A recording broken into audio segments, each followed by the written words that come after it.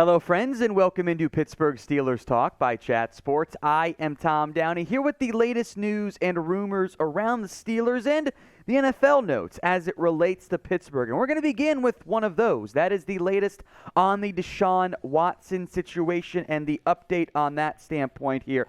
Watson is interviewing with the NFL this week, which is a sign that the NFL is beginning to close in on a decision on whether or not and how long potentially to suspend Watson over his 22 allegations of sexual misconduct and or assault. Now, this is noteworthy for Pittsburgh because they play the Browns in Week 3, and there is at least a chance that the Browns are without the new, very, very expensive, high-paid quarterback they give up all those assets for in their critical game against Pittsburgh. We'll spend more time on this and how it relates to the Steelers as well.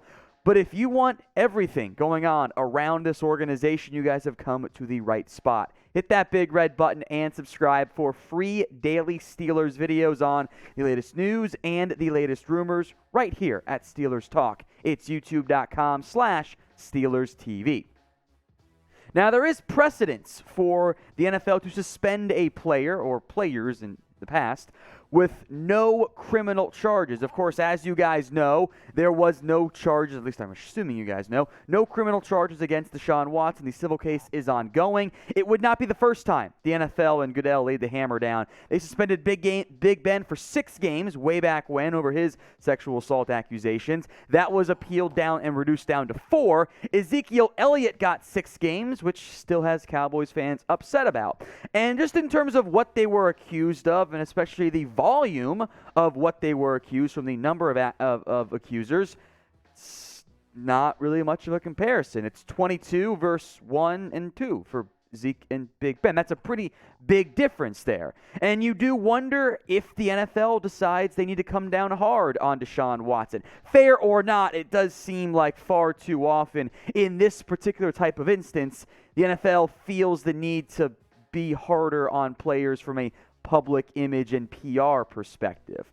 Now, when it comes to what you think the NFL should do with Deshaun Watson, how long do you think he should be suspended this year? Is it 0 games? Is it 3, 6, 7, the entire year or more? I want you guys to let me know in the comments section. I'll make this question the pinned comments on today's video. How long do you think Watson should be suspended by the NFL?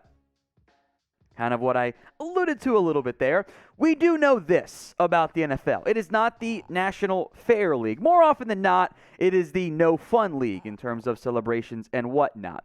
The NFL and Roger Goodell's job is to do what is best for the owners and to protect the shield to an extent.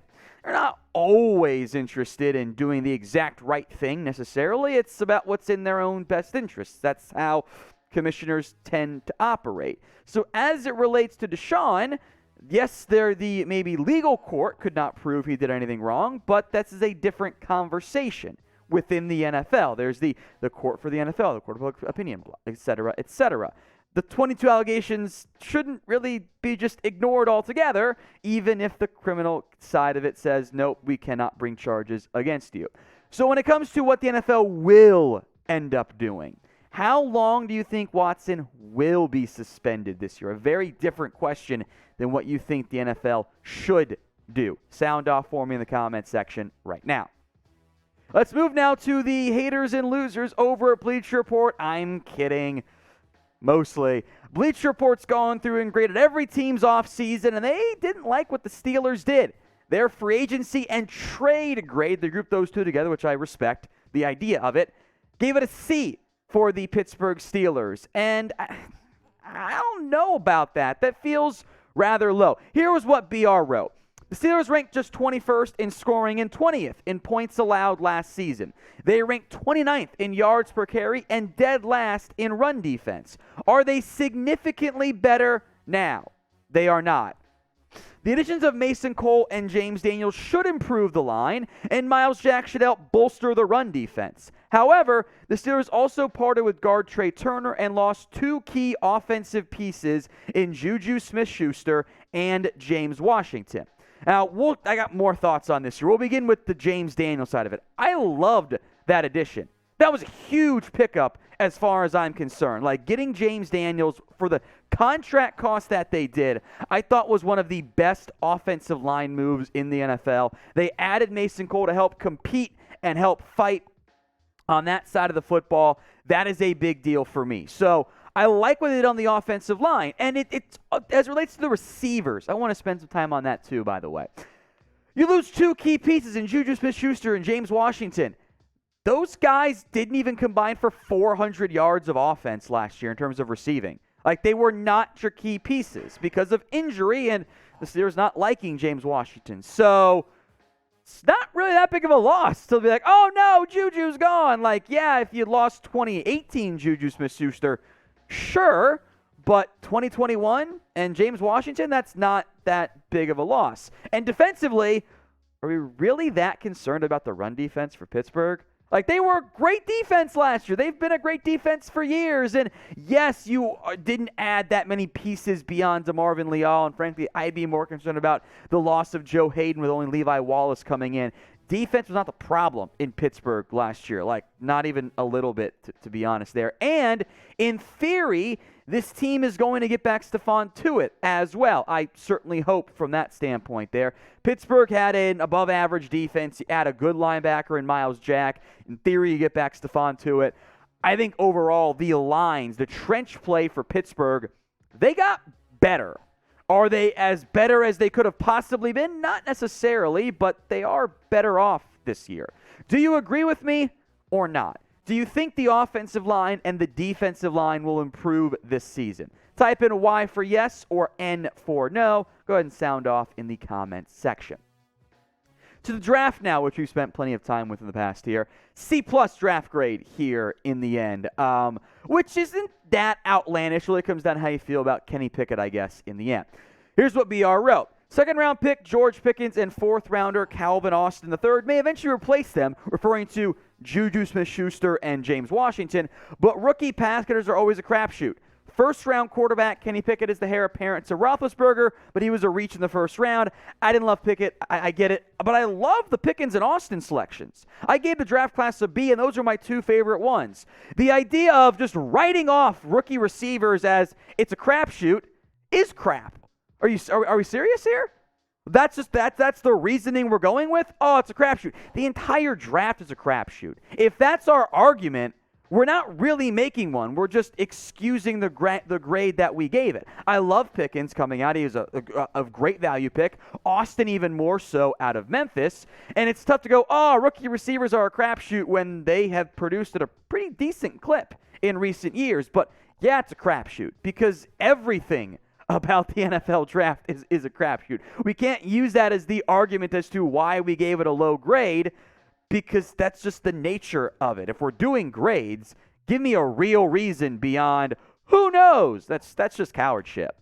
So what grade do you give the Steelers draft class? A, B, C, D, or F? I want you guys to sound. You can go full homer if you want for me. Do it in the comments right now. Some more news and notes here, maybe more rumor side, but it's on Minkah Fitzpatrick, who, as many of you know, I love.